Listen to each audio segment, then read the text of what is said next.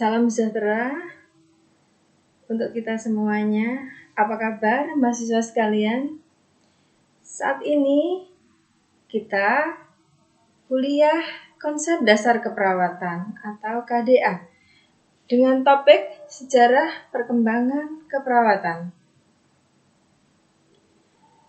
Sejarah itu tak lekang zaman, karena apa yang sudah terjadi di masa lampau itu ditulis sedemikian rupa, dicatat oleh seseorang yang pada zamannya tahu, kemudian diabadikan, dan biasanya berguna untuk diberitahukan kepada generasi penerusnya.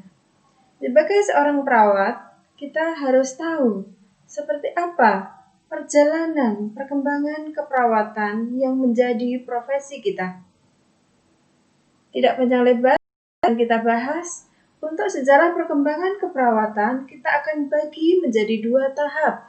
Tahap yang pertama yaitu sejarah perkembangan keperawatan yang ada di dunia. Tahap yang kedua yaitu sejarah perkembangan keperawatan yang ada di Indonesia. Dengan demikian kita tahu seperti apa perkembangan perawat yang ada di luar negeri, di dunia, dan perkembangan perawat tercinta yang ada di negeri Indonesia ini. Oke, baik, kita mulai dari sejarah perkembangan yang ada di dunia. Untuk sejarah perkembangan keperawatan yang ada di dunia ini, kita mulai dari yang pertama, yaitu titik awal pertama manusia diciptakan, yaitu Bapak Adam dan Hawa. Sejak manusia diciptakan, itu sebenarnya sudah muncul inspirasi dari dalam diri, yang mana sudah alami atau kodrat bahwa seseorang itu ingin bermanfaat buat orang lain. Contoh, manusia pertama saling merawat, saling memahami, saling memenuhi kebutuhan. Nah, inilah yang disebut dengan naluri yang alamiah. Jadi, mother instinct itu adalah naluri seorang yang alamiah. Nah, mother instinct. Nah, ini terjadi pada dilanjutkan pada masa purba ya. Pada masa purba kala, naluri mother instinct ini juga tetap ada. Waktu itu dikenal dengan istilah zaman animisme. Pada zaman ini, kondisi sakit itu menurut sejarah disebabkan oleh roh jahat, oleh kemarahan dewa. Nah, bahaya ini kalau sudah ada yang marah ya. Maka akan terjadi gunung meletus, hujan angin. Itu kalau alam, kalau manusia terjadi yang namanya sakit fisik, panas, demam, dan sebagainya. Nah, untuk itu upaya yang dilakukan saat itu adalah membawanya ke tempat pemujaan. Untuk mendapat apa? Untuk mendapat kesembuhan. Nah, ini harus melalui seorang yang namanya priest physician. Nah, priest physician ini dibantu oleh seorang yang namanya diakones dan filantrop. Diakones itu perempuan, filantropnya adalah laki-laki. Nah, diakones dan filantrop ini membantu memberi perawatan kepada seseorang yang sakit, supaya priest physician ini bisa memberi penanganan yang kuat. Nah, ini awal perkembangan ilmu keperawatan terletak di sini. Nah, bisa dipahami? Kalau bisa lanjut. Yang kedua, yaitu zaman keagamaan. Pada zaman keagamaan, perkembangan keperawatan sudah bergeser ke arah mana? Yaitu ke arah spiritual. Apa sih spiritual itu? Spiritual itu adalah suatu kekuatan yang berasal dari luar diri seseorang maupun dari dalam yang ada koneksinya. Yang mana ini bisa membangkitkan, membangun suatu daya atau energi yang sangat erat, yang sangat kuat. Di mana ini bisa menimbulkan kesinergisan. Karena itu pada saat itu disebutkan bahwa kalau seseorang kurang ada hubungan dengan spiritual, spirit, ya, penciptanya misalnya, kekuatan yang ada di luar tubuh seseorang yang mampu bertanggung jawab pada tubuh seseorang pada dunia ini, maka akan terjadi sakit. Dan disebutkan ini karena apa? Karena dosa atau karena kutukan. Makanya karena dosa dan kutukan terjadilah sakit. Nah, saat itu seseorang yang sakit pada zaman keagamaan, dibawa kemana untuk diobati, untuk dirawat, untuk disembuhkan? Nah, ini dibawa ke tempat ibadah. Nah, siapa di sana yang menangani? Yang menangani adalah seorang tabib. Nah, seorang tabib ini sebagai seorang pemimpin agama. Nah, tabib ini ada seorang yang membantu, namanya adalah budak. Nah, ini titik tolak lagi, benang merahnya ya. Budak saat itu adalah layaknya seorang perawat. Bisa dipahami? Kalau bisa lanjut. Nomor 3, yaitu pada zaman Masehi. Nah, sebelum pada zaman Masehi sebenarnya itu ada rentetan ya, yaitu perkembangan agama Nasrani itu sebenarnya muncul malah sebelum Masehi. Tetapi kelihatan boomnya adalah pada saat zaman Masehi akhir, Masehi awal maksud saya ya. Nah, pada zaman sebelum Masehi sampai titiknya di Masehi ini, perkembangan agama Nasrani ini sangat luar biasa ya. Titik tolaknya saat itu adalah karena perkembangan agama Nasrani. Nah, pada zaman agama Nasrani ini saat itu ya, ada seseorang yang bertugas mengunjungi orang sakit, namanya diakones. Nah, yang laki-laki, diakones laki-laki bertugas memberi perawatan. Bahkan ketika orang itu meninggal, dia akan menguburkan. Nah, ini titik benang merah perawat itu di sini, diakones laki-laki dan diakones perempuan. Itu ada di zaman Nasrani. Inilah yang merawat atau yang merawat orang sakit.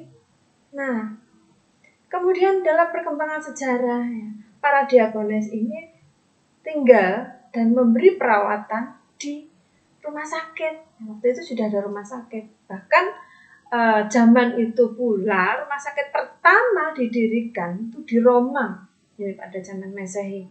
Namanya apa? Namanya adalah monastik, saudara. Namanya monastik atau monastic hospital. Uniknya rumah sakit ini luar biasa. Jadi tidak hanya menampung orang sakit, tetapi orang cacat, orang yang bermasalah dengan keluarganya, yatim piatu, orang miskin juga ditampung. Jadi orang yang sengsara, orang yang perlu perhatian, itu yang merawat adalah para diakones di rumah sakit. Nah, itu adalah perkembangan agama Nasrani. Berikutnya, perkembangan agama Islam. Nah, pada masa ini, perkembangan ilmu pengetahuan dan teknologi semakin meningkat. Nah, ditandai dengan meningkatnya ilmu pasti seperti matematika, selanjutnya ada kimia, obat-obatan. Ini semuanya adalah tentang untuk kesehatan. Saat itu tokoh yang terkenal di dunia Islam namanya adalah Rufaidah, ya saudara ya. Nah, seperti itu. Berikut dilanjut. Zamannya terus berlangsung. Zaman permulaan abad 21. Nah, pada abad 21 ini dikenal istilahnya adalah masa perang. Sebagai perkembangan keperawatan ini tidak dikaitkan dengan keagamaan lagi. Tetapi ada kekuasaan yang kuat menguasai yang lemah. Nah, melakukan eksplorasi ke daerah satu, ke daerah yang lain. Baik yang ada tuanya atau yang belum. Ada penguasaan, siapa yang kuat yang menang. Nah, bahkan perkembangan ilmu pengetahuan juga semakin meningkat. Nah, yang mana pada masa permulaan abad 21 ini tempat ibadah sudah tidak digunakan lagi untuk merawat orang sakit, tapi sudah ada di rumah sakit karena seiring dengan perkembangan ilmu dan teknologi serta adanya korban perang yang harus dirawat. Lanjut, zaman sebelum Perang Dunia II. Nah, pada zaman ini terkenal seorang tokoh wanita yang luar biasa hebat. Namanya Florence Nightingale. Dia hidup di masa 1820 sampai 1910. Seorang wanita ini luar biasa. Ya, dia sudah punya pemikiran yang berani. Dia punya pandangan bahwa keperawatan itu harus maju. Keperawatan harus menyamai profesi yang lain. Dia menginginkan dan mengupayakan bahwa perawat itu harus terdidik.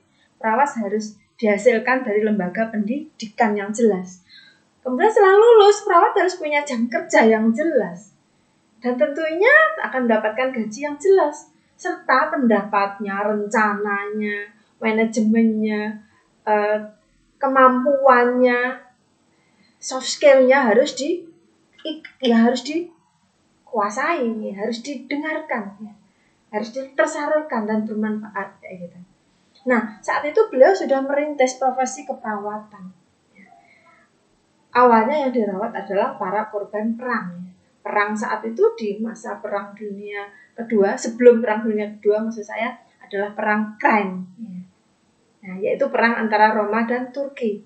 Nah, beliau merawat para korban perang ini di barak rumah sakit. Barak itu tempat-tempat penimbunan persinggahan untuk berkumpulnya tentara biasanya setelah selesai melakukan perang. Ini dipakai untuk merawat pasien korban perang. Nah, luar biasanya juga beliau berhasil mendirikan rumah sakit pertama di London. Namanya Rumah Sakit Thomas. Nah, luar biasa ya Florence. Nah, lagi ide beliau tersalurkan, kemudian berhasil mendirikan sekolah perawat yang pertama dengan nama Nightingale Nursing School. Nah, ini sekolah yang pertama yang ada di dunia, yaitu didirikan sebelum Perang Dunia Kedua. Bagaimana setelah masa Perang Kedua? Masa Perang Dunia Kedua. Nah, pada masa ini disebut adalah masa perang. Nah, ini dunia mengalami perang yang luar biasa. Tekanan pada dunia pengetahuan dalam penerapan teknologi akibat penderitaan panjang karena perang, sehingga tindakan keperawatan terus meningkat. Jadi segala sesuatu itu kalau ada tekanannya jadi meningkat. Semakin besar tekanannya, semakin ada upaya untuk meningkat. Demikian halnya di dunia keperawatan saat masa Perang Dunia Kedua. Dampak perang, penyakitnya muncul. Korban perang bergelimpangan. Sehingga risiko infeksi sangat tinggi. Nah, ini diperlukan satu ilmu pengetahuan dan teknologi, terutama keperawatan yang harus meningkat pula. Nah, lanjut pada masa setelah pasca Perang Dunia Kedua. Perkembangan teknologi kedokteran terus meningkat. Penemuan obat-obatan terus meningkat. Pelayanan kesehatan tidak hanya menyembuhkan korban perang, tidak hanya menyembuhkan infeksi akibat korban perang, tetapi sudah ada upaya promotif dan preventif. Nah, kebijakan peraturan di sekolah keperawatan juga sudah meningkat. Pekerjaan keperawatan sudah bergeser dari yang awalnya merawat secara individu ke individu, sekarang sudah dibentuk secara tim pada masa ini. Nah, tepat pada tahun 1948, perawat ini sudah sejajar dengan profesi yang lain dan diakui sebagai profesi keperawatan. Nah, gitu. Berikut periode tahun 1950-an. Nah, luar biasa ya, sistem pendidikan sudah ditata sedemikian rupa. Di Amerika Serikat, pendidikan keperawatan saat itu sudah ada pendidikan setingkat S2 atau master dan setingkat S3 atau doktoran. Terus kemudian ilmu keperawatan juga meningkat. Sudah ada penerapan proses keperawatan dalam menangani pasien melalui metode pengkajian, penemuan diagnosa, perencanaan, pelaksanaan, dan evaluasi. Begitu sejarah perkembangan keperawatan di dunia, mulai dari lahirnya manusia sampai itu. Berikutnya, yang kedua, sejarah perkembangan keperawatan di Indonesia. Bagaimana dengan Indonesia keperawatannya, saudara? Nah, Untuk perkembangan keperawatan di Indonesia kita bagi menjadi dua, yaitu masa sebelum kemerdekaan dan masa setelah kemerdekaan. Nah, bangsa kita ini sangat lama ya dijajah oleh bangsa asing. Oleh karena itu, kita awali dari penjelasan perkembangan keperawatan pada masa penjajahan Belanda. Kita kurang lebih 350 tahun dijajah oleh Belanda. Bagaimana keperawatan yang ada di Indonesia? Nah, keperawatan yang ada di Indonesia waktu itu disebut Verpleger. Ya, Verpleger. Nah, ini dibantu oleh Ziekenoppaser sebagai penjaga orang sakit. Jadi perawat di Indonesia pada zaman penjajahan Belanda disebut itu Verpleger.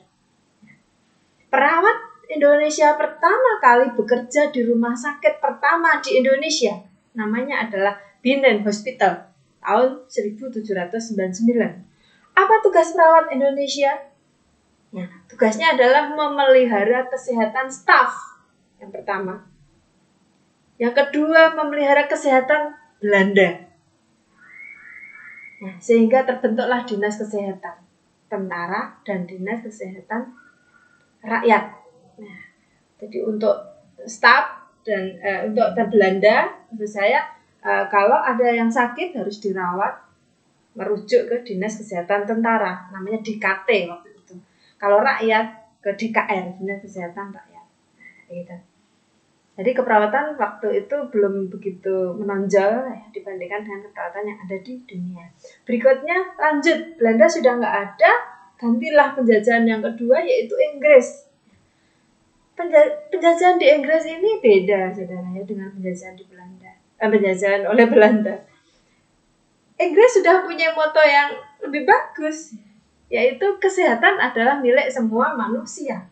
Nah, termasuk bangsa Indonesia ini kan dari manusia-manusia. Nah, tapi oleh karena itu kan mempunyai hak menjadi sehat. Pada zaman Inggris diadakan suatu perencanaan kesehatan yang luar biasa untuk pencegahan suatu penyakit sudah dilakukan, ada pencacaran, dicacar secara umum. Itulah perlu dicacar, itu divaksin ya, diberi suatu kekebalan, kuman yang dilumpuhkan kemudian dimasukkan ke tubuh dengan tujuan untuk meningkatkan kekebalan tubuh. Seperti hari ini ada virus corona, ini dunia masih berjuang bagaimana melawan virus corona dengan cara memberikan vaksinasi ke dalam tubuh sehingga tubuh memberi perlawanan terhadap corona yang akan masuk ke tubuh, misalnya seperti itu. Pada zaman Inggris luar biasa juga ya, sudah ada perawatan pada klien dengan gangguan jiwa, klien dengan schizofren, klien dengan depresi, mania, marah, dan seterusnya sudah ditangani. Serta tak lupa juga memperhatikan kesehatan tawanan. Tawanannya tentunya orang Indonesia yang melawan Inggris. Itu diperhatikan oleh Inggris. Jadi pada zaman Inggris ini kesehatan bangsa Indonesia diperhatikan. Pada tahun 1819 didirikan rumah sakit di Jakarta, namanya Rumah Sakit Stadverben. Nah, kemudian tahun berikutnya, lama sekali, tahun 1919 dirubahlah menjadi namanya sampai sekarang, yaitu Rumah Sakit Cipto Mangunkusumo atau RSCM. Ini tidak begitu kelihatan pada saat ini bagaimana perkembangan keperawatan. Yang jelas sudah ada rumah sakit, tentunya seorang dokter bersama perawat maupun tim yang lainnya ada di rumah sakit tersebut. Tapi pada masa ini tidak begitu ditonjolkan ilmu keperawatan. Berikutnya, setelah Inggris tumbang perang, ya, Indonesia dikuasai oleh Jepang. Nah, ini Indonesia mengalami suatu kondisi yang terpuruk, saudara. Luar biasa terpuruknya. Perkembangan perawatan mengalami kemunduran yang sangat jatuh karena ada simbol atau ada Jepang yang mana menggunakan metode Romusha, ya, mempekerjakan rakyat sedemikian rupa, pokoknya tercapai tujuannya tanpa memperhatikan kesehatan rakyat. Jadi tenaga rakyat dikerahkan sedemikian rupa, mungkin tidak makan, mungkin tidak diperhatikan biayanya, gajinya, atau bahkan tidak diperhatikan kesehatannya. Maka dikatakan juga perkembangan perawat stagnan di situ. Nah, bagaimana setelah kemerdekaannya? Ini suatu hal yang luar biasa. Pada tanggal 17 Agustus 1945 bangsa Indonesia sudah merdeka. Nah, kita mulai menata kehidupan yang baru, kehidupan bermasyarakat, bernegara, termasuk ngurusi kesehatannya. Pada tahun 1949, didirikanlah rumah sakit. Ya, rumah sakit ya, di daerah-daerah mulai ada rumah sakit serta balai-balai pengobatan. Ya, karena memang kita harus segera memulihkan kondisi terutama kesehatan rakyat Indonesia. Kemudian tahun 1952 didirikan sekolah perawat utama, yaitu di Jakarta, ya, kemudian di Bandung. Tahun 1962 berikutnya didirikan sekolah perawat yang setara diploma. Tahun 1985 perkembangan keperawatan, terutama pendidikan dan dunia keperawatan semakin meningkat. Ini tonggak sejarah pertama bahwa keperawatan yang ada di Indonesia sudah mencapai jajaran S1 atau sarjana, yaitu dimulai di Universitas Indonesia. Berikutnya secara serempak dan bertahap diikuti oleh universitas-universitas yang lain di Bandung, Surabaya, Jogja, dan kota-kota yang lain. Nah, itu saudara sekalian, sejarah perkembangan keperawatan yang kita mulai tadi dari dunia kemudian masuk ke Indonesia. Saya harapkan video ini bermanfaat buat kalian. Tolong sebagai partisipasinya, Anda cinta kepada perawat, berikan komentar, like, subscribe ya. Terima kasih. Saya Wiwi Utami undur diri. Salam sehat dan semangat selalu.